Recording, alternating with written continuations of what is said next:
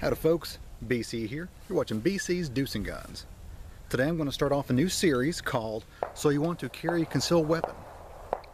Now, in this series, I'm not going to talk about legality issues. I'm not going to talk about whether you should or should not. This series is for when you've already decided you're going to do that, you're going to carry a concealed weapon, and you've already researched all the laws in your area.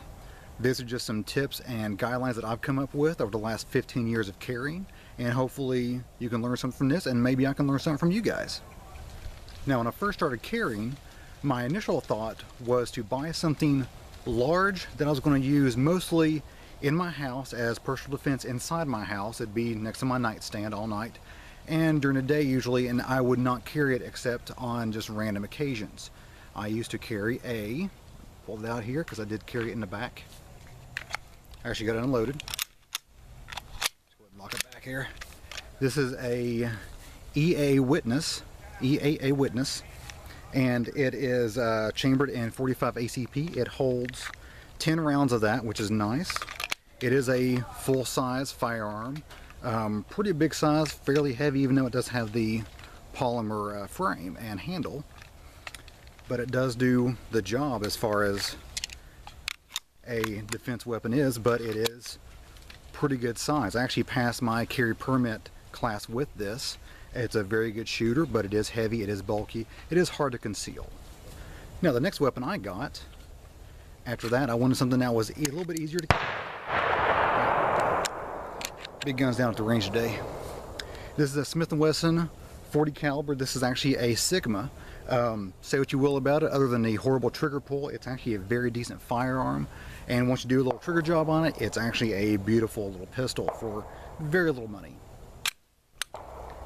Very good shooter, much easier to conceal, and it comes with 14 rounds of 40 caliber ammo, which is very, very good.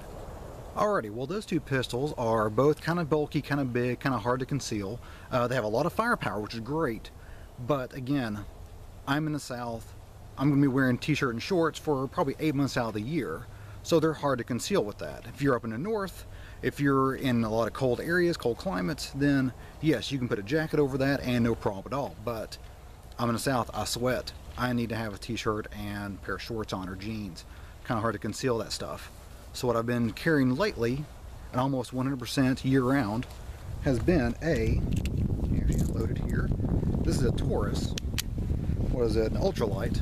It's a 38 special only. It's not a 357 Magnum or anything of that nature. Just a 38 special. It does do the plus P ammo, which I've got loaded here with the hollow points, which should provide a pretty decent bang. And this is what I've been carrying, year-round for a couple of years now, and it's been great. It's only 5 shots, but again, that's where practice is involved, and hopefully you don't need that extra capacity that many of our other pistols have. Let me put that up. And I do have, just in case, I typically carry a speed loader with 5 extra rounds, just in case. So this video is basically just summing up my actual history in carrying. I started out with the biggest, hugest firearm I could actually stuff in my belt, and I barely carried that. Then I upgraded to a smaller, lighter, more concealable 40 caliber, and I carried that a little bit more throughout the year.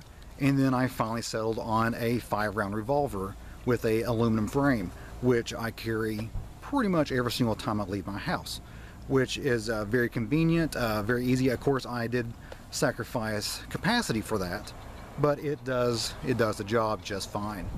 Now, in future episodes in this series, I'm going to be talking about what kind of firearms you should carry or look at least, what kind of calibers to look at, what kind of bullets within those calibers, how to carry. You're going to be inside the waistband, outside the waistband, in the pocket, anything of that nature we're going to be talking about. And hopefully we can get a good dialogue going between me and you guys, and hopefully you guys will enjoy this series.